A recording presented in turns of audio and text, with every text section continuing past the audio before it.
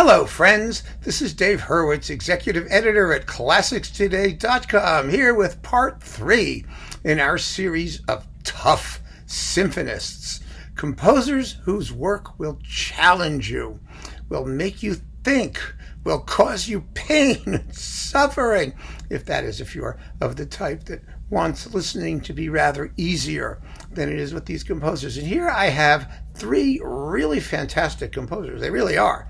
They're marvelous, marvelous composers, but their music is difficult. It's challenging. It's strange in some places, exotic and different, but fantastic. And it certainly has enough anchors in what we know and love and think is easier that you shouldn't have too much difficulty if you want to take the plunge. Those composers are Sweden's Allan Pettersson, Germany's Karl Amadeus Hartmann, and Romania's George Enescu. Boy, that's an interesting assortment, isn't it? But they are all wonderful symphonists and tough symphonists, although for different reasons. And I have fantastic musical examples to play you, so we'll be able to do some serious listening, and hopefully that will perk your interest or pique your interest, whatever it does. It begins with a big peak. The word, your interest, and you can decide if you want to explore further on your own. Now, first we're going to talk about Allan Pettersson. I did a video about Allan Pettersson, and I talked about the symphony we're going to talk about here because I still think it's the best entree into his work. Now, Pettersson, what were his dates? Do I have them here? I do, but they're like so dim I can hardly read them. He was an exceptionally talented composer whose music is famous for being, he died in 1980. There we go, 1911 and 1980. Whose music is famous for being the most dismal that the entire Western symphonic literature has yet come up with. Pettersson, of course, objected to that categorization. But his symphonies consist, for the most part, of long single movements, and they are dark, and they are emotionally anguished and tormented. He had a very difficult life. He was a poor kid from a miserable family who became a violist, which is, of course, the the refuge of all the musically destitute. They all become violists. Just ask them. That's at least the joke in orchestral circles. We tell viola jokes. It's really sort of a thing in the classical music world because violists are always sort of stuck in the middle of the harmony, and they're famous for being failed violinists or just not very good players. And actually, Haydn and Mozart played the viola, and they always wanted to play the viola because they wanted to be in the middle of the harmony. It's a fabulous place to be if you're a good listener. But anyway, Pettersson always wanted to be a composer. He was crippled, by I believe it was rheumatoid arthritis or something similar disease, and spent his life in and out of the hospital in a great deal of pain. And his personal suffering, they say, is reflected in his music, although he said it was mere reportage. He was simply reporting the facts of life. And one of the fascinating things about him is that he was given a stipend by the Swedish government, not a large one apparently, but he was given a stipend and an apartment where he was forced to listen to poor neighbors playing loud Swedish rock and roll all the time. And you don't want to make fun of it, and you don't want to make fun of the fact that he was suffering, but the idea of him sort of sitting around, being forced to listen to ABBA his entire life while he wrote these symphonies, although ABBA came a bit later, I suppose, but you know what I mean. You kind of get where he's coming from. Anyway, these symphonies are huge, and there are 15 of them. They are basically like 42 minutes to an hour and 10 minutes, single movements, although the eighth has 2 movements. For some reason. There's no particular reason why it has 2 movements, since they're based on much the same material, but they are long works that have acres of desolate, haunting, barren, painful music that rises to these huge climaxes and that contain islands of very sad, poignant lyricism, mostly for the strings. I mean, that's what his music consists of. Now, there are some pieces that are tougher to listen to than others. The Ninth Symphony, for example, which is his longest single symphony, it's about an hour and 10 minutes long, is based entirely on chromatic scales. So if you want to hear 90 minutes of chromatic scales, you might want to take your time before you get to the Ninth. But the ones to listen to if you are starting with Pettersson are numbers 6, 7, and 8. Those are the ones where the music is basically tonal and even melodic in places, and you get to hear his art of working with tiny thematic or harmonic cells that get repeated over and over again and build up into these enormous climaxes very, very effectively. And I'm going to play one of those for you. Now, I do want to point out there are a couple of Pettersson cycles plus a few recordings of individual works. And the Eighth is one of the most recorded of his symphonies. 7 and 8 were the symphonies that made his reputation internationally, such as it is. And they are, in some ways, the easiest to listen to, but also, I think, emotionally the most generous. Their outpouring of feeling is among the most intense. So let's listen to a little bit of number 8. In the first movement, I'm going to play one of those climaxes. It's based on 2 notes. Da, da. That's the 2 notes. And after you hear this climax, which I've talked about in the first Pettersson video too, you will never hear Pettersson the same way again. So the performance I have here is actually on Orfeo. This is with Gerd Albrecht and the Philharmonische Staatsorchester, something Hamburg, is it? Hamburg, yes. Of Hamburg, the Hamburg State Philharmonic. It's a live recording, a very, very good one, considering how difficult the music is to play. I mean, one of the reasons his works don't get performed is because they are extremely difficult to perform, to play well. And that's why we don't have Pettersson cycles, too many of them anyway. But we'll get to that in a moment. Listen now to a sample of the Eighth Symphony. This is one of those pieces that once you hear it, you'll never forget it. I guarantee it. It's just unbelievably compelling music, but not easy music.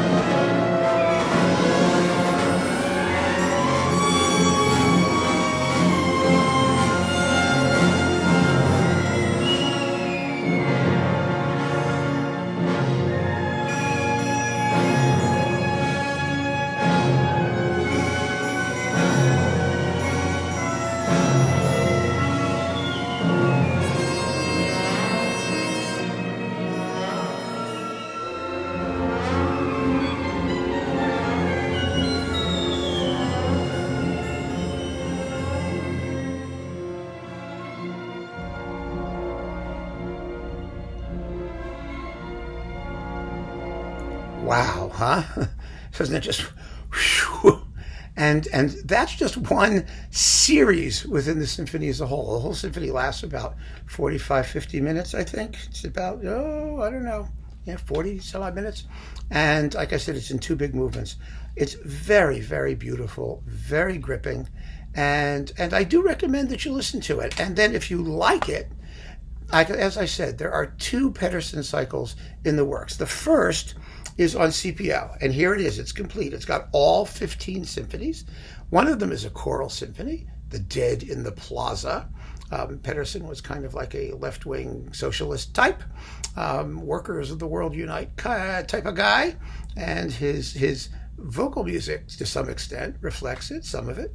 But it's really, really marvelous stuff once you get into it, once you know his style. It's like anything else. You have to learn to speak his language.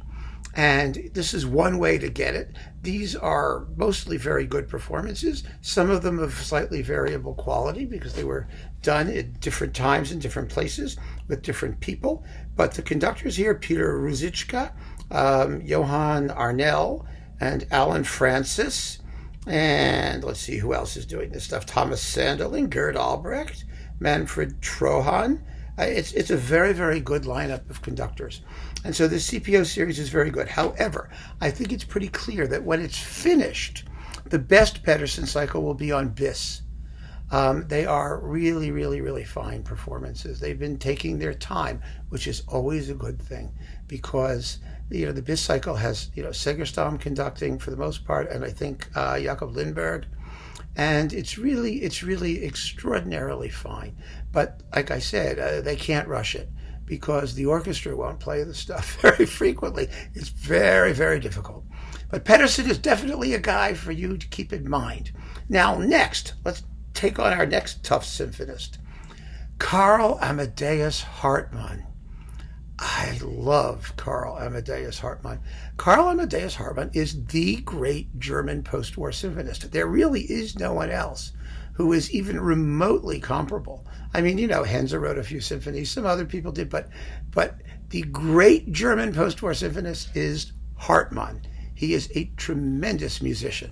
Hartmann's style is a fascinating mix of sort of Mahlerian emotional intensity and expressive grip with Stravinsky neoclassicism in places and Bachian counterpoint in the German tradition. His symphonies are full of fugues and toccatas and those sort of neo-Baroque things in the German style. They're not long. Most of his symphonies are about 20, 25, maybe 30 minutes long, or even shorter. There are 8 of them, and all of them date from the immediate post-war period in their final versions. Hartmann studied with Anton Webern. He was an extraordinary perfectionist. He revised his works, but Hartmann is most famous sort of biographically for his opposition to the Nazi regime, an opposition that he expressed simply by stopping. He stopped composing, he sat out the war, and would have nothing to do with the Nazi government. As a result of that, after the war, he was one of the few serious composers who didn't have to go through a denazification process, and he became a major organizing force in rebuilding the musical life of South Germany, in Munich particularly. And I think that, in order to best understand him, nowadays, it's not just the 8 symphonies that people are listening to. A lot of his music most of his music predates the war period, but he did nothing with it. He either disowned it or didn't publish it or didn't perform it. Rather, he recast and absorbed a lot of his pre-war music into the 8 numbered symphonies. So his music exists sometimes in multiple versions, but they're not identical versions. And it's actually rather fascinating that way. I think when you're dealing with a tough symphonist, it's actually helpful.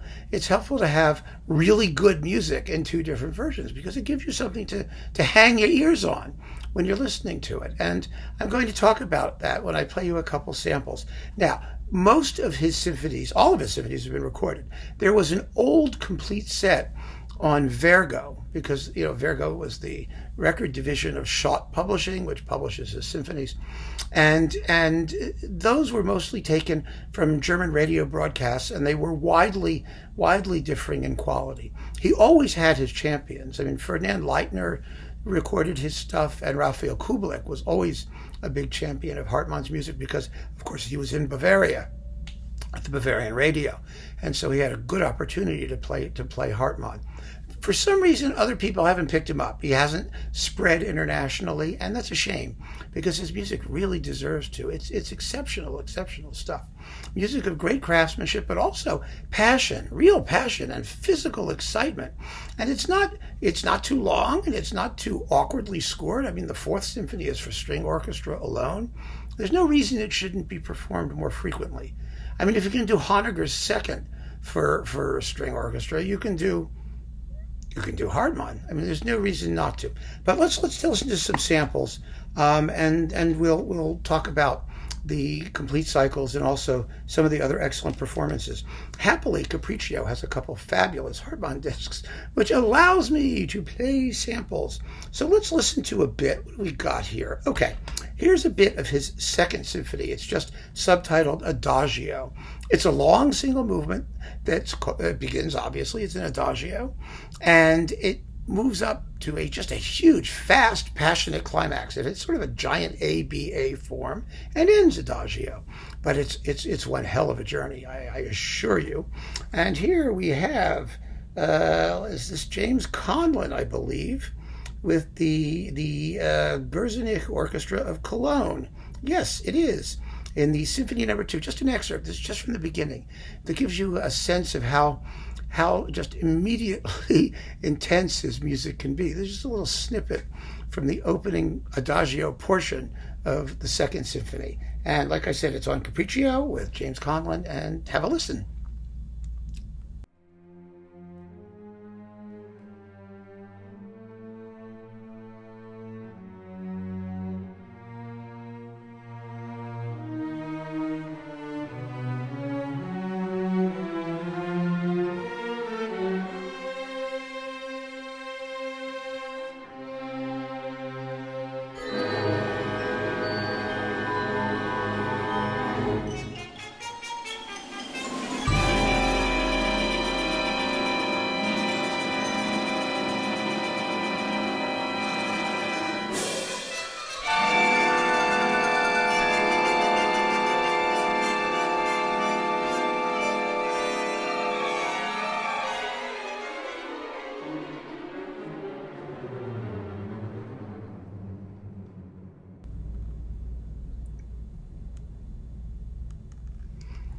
Now, as you can tell, it's not going to be an easy listen, but oddly enough, as soon as it gets moving quickly, it becomes a lot easier to follow, or a lot easier to listen to, more consonant and more tonal. In his later symphonies, that isn't so much the case, but there's always this extraordinary rhythmic propulsion to his music that makes it so exciting. It's like the Rite of Spring. No matter how dissonant or crazy or loud it gets, the rhythm is so powerful that it just carries you along, and the result is not hard to listen to at all, I think. But it does require a certain amount of concentration, and it definitely does not belong in the category of easy listening. Now, I want to play you a little bit of one of his earlier symphonies. This is called the Sinfonia Tragica, and it was written in 1939. We're talking about the period, the World War II period, the Nazi takeover of Germany, at the beginning of the war. All of that stuff in the 1930s is when Hartmann was coming of age as a composer. And the music he composed during that period is often a very powerful protest against what was going on around him. His first symphony is In Search of a Requiem. There's this German setting of Walt Whitman poetry, for example. And the third symphony, the Tragica, has two movements, the first of which was later incorporated into the post-war Third Symphony. But the second movement, which is what I'm going to play you some of, was dropped entirely.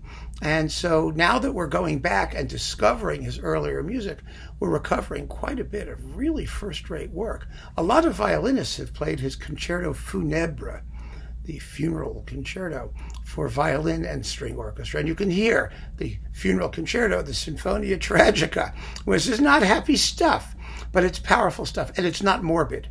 It's really, really not morbid. It's powerful, really powerful. And here's a sense of it. Here is a bit of the second movement, which is more tumultuoso, from the Symphonia Tragica. And in this performance, let's see, this is also on Capriccio.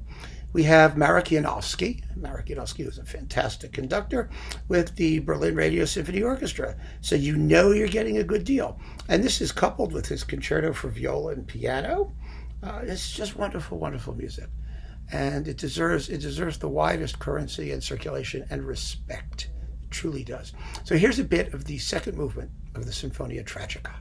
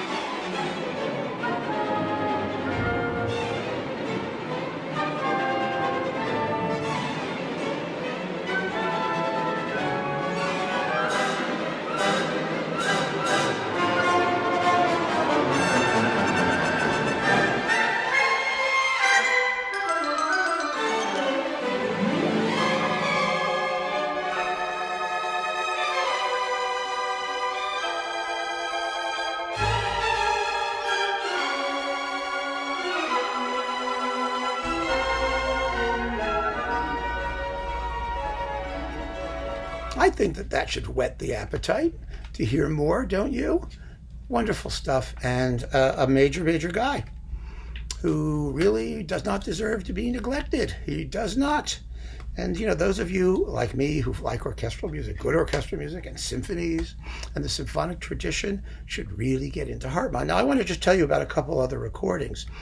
This I reviewed on Classics Today. This is Kubelik, a live Kubelik from on Orfeo that contains a work called Symphonic Hymns, which is also a symphony of sorts, and the Concerto Funebre and his Concerto for Piano, Winds, and Percussion, all of which are well worth getting to know. So this is a disc that you might want to consider. It's on Orfeo. And finally, the modern Hartmann cycle, really the best one, is on EMI, now Warner. This is it. It's with Ingo Metzmacher. And you get all 8 symphonies. It was originally, they were coupled with like other interesting modern works like Charles Ives and other stuff like that. But now they've been redone, and here they are. Again, that's Ingo Metzmacher, and it's with the Bamberg Symphony. They really are just wonderful, wonderful works. And this other disc that has Symphonies 7 and 8 also has other Hartmann stuff, including his piano music, his piano sonata, and other pieces.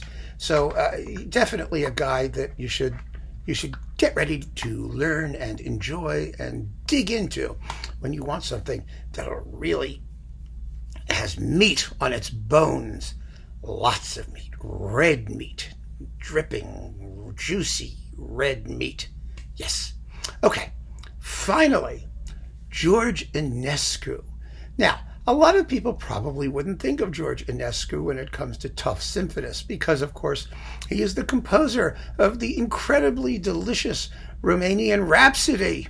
And the Romanian Rhapsody is so much fun, but actually, I played the Romanian Rhapsodies. If you look at those scores, they are written with such finesse and precision and detail.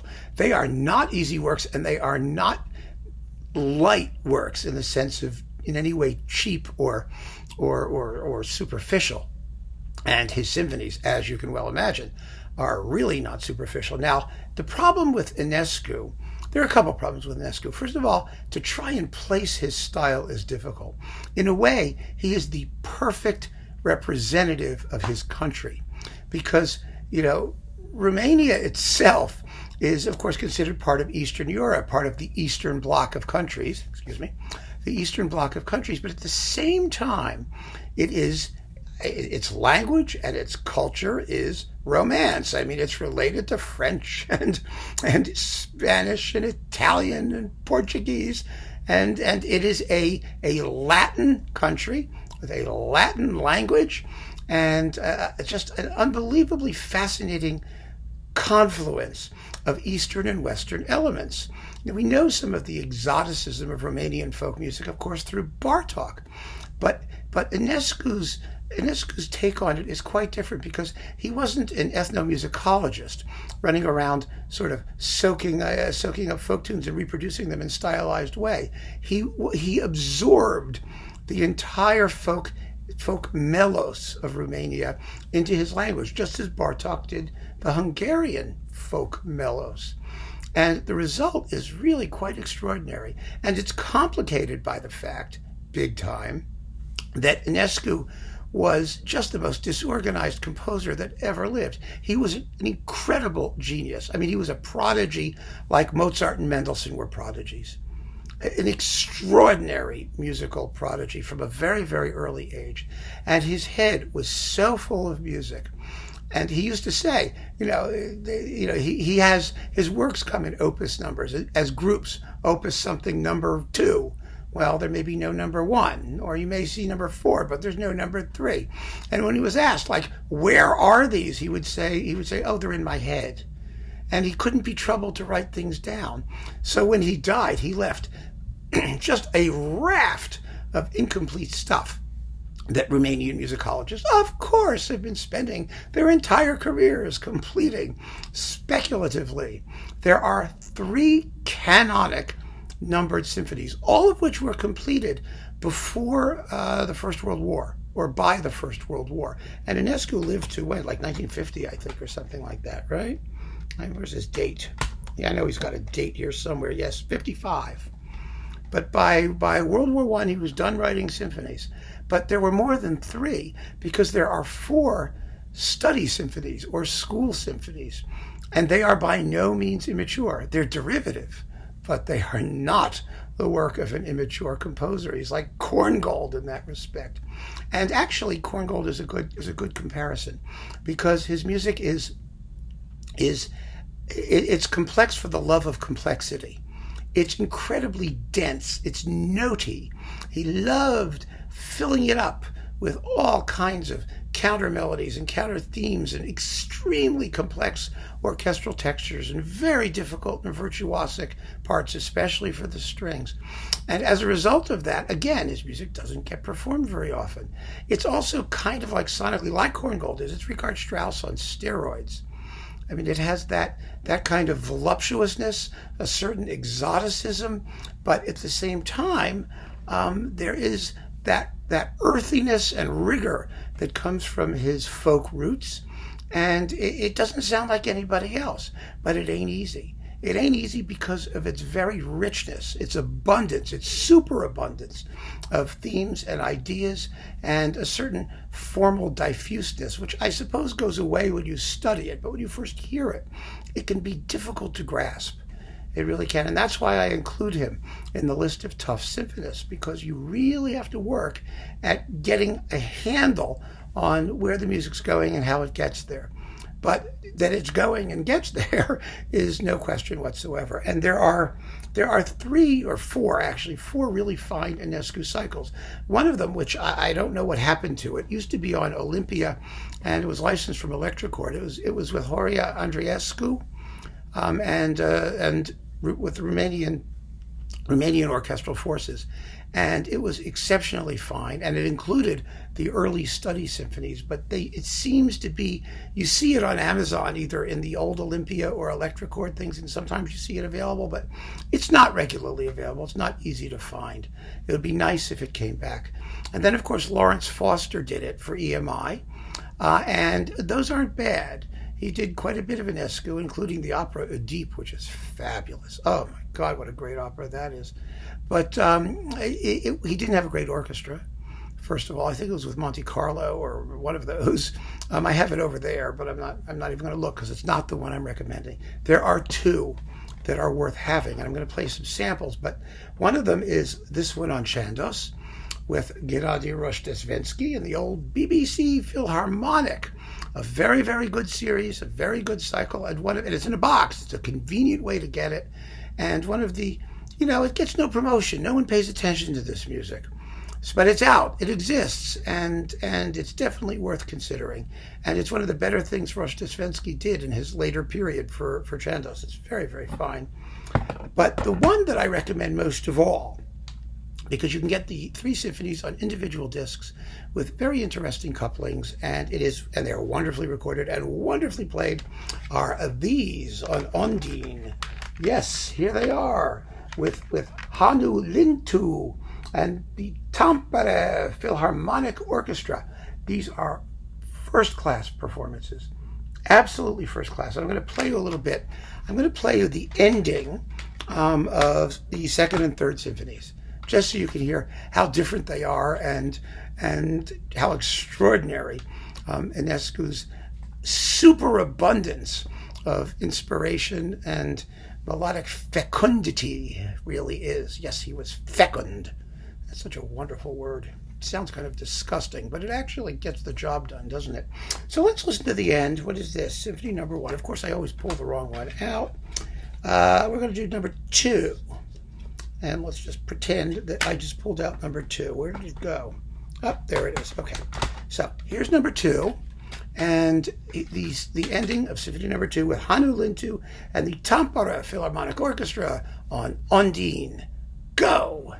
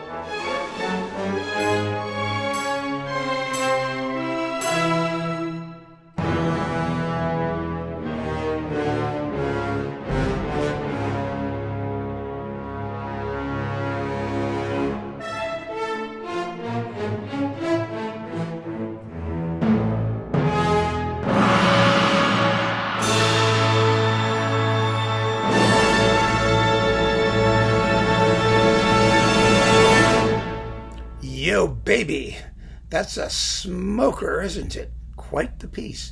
But even in the closing cadence, as you hear those final pages, maybe you got the sense that I get, which is you still don't really know it's going to end. You're not quite sure where it's going. When it finally happens, when the end finally comes, it's a bit of a surprise, isn't it? Because just the direction of his music is following a path that you simply can't predict. You just can't. And so I don't try. I just sit back and let it go. Now, the third symphony, oh my God, the third symphony is extraordinary. It's truly one of those transcendental pieces. It's transcendental. It has a wordless chorus. Everyone loves the wordless chorus, and it's got an organ, and it's got all kinds of stuff in it. And it does bear a strikingly close resemblance to the late symphonic poems of Joseph Suk, Ripening and Epilogue. Remember those? Some of you may have them.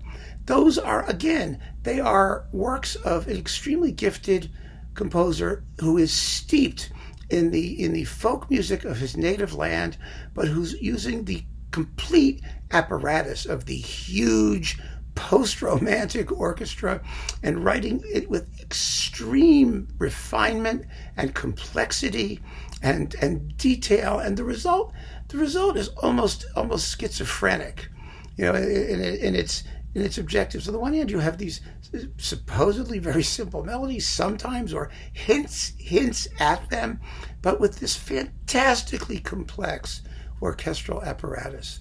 Part of it is, related almost to the talk I gave on primitivism, musical primitivism, which is, the more primitive the music is supposed to sound, the bigger the orchestra you need to do it. Although this isn't supposed to sound primitive at all. This is supposed to sound fantastically refined and stylized and rich. And it certainly does. So I'm going to play you the end of the Third Symphony. Now, the end of the Third Symphony, something very definite happens. Everybody goes to church. You hear the church bell. You hear the steeple bell chime, and then you hear the little, the Vespers bell thing, whatever that is, and the little bit of an organ and the wordless choir coming in. There's nothing like it in all of music. It's so evocative. It's so beautiful and so instantly meaningful. But again, it doesn't sound like any church you've ever been to. I guarantee it. And of course, having that happen at the end of this whole 45-minute long extravaganza is somewhat incongruous. And that's why, again, I think that Enescu is a tough symphonist. Symphonist. He makes you think. It makes you work a little bit. But wow, the rewards are there, as they are with all three of these composers. So let's listen to Hannu Lintu and the Tampere Philharmonic do the ending of the Third Symphony, the last one of Enescu.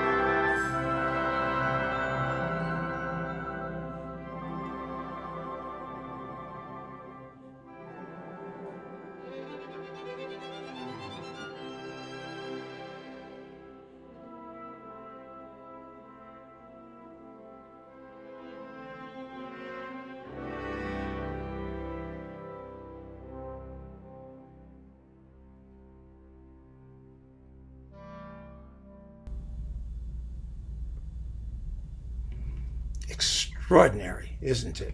Absolutely wonderful.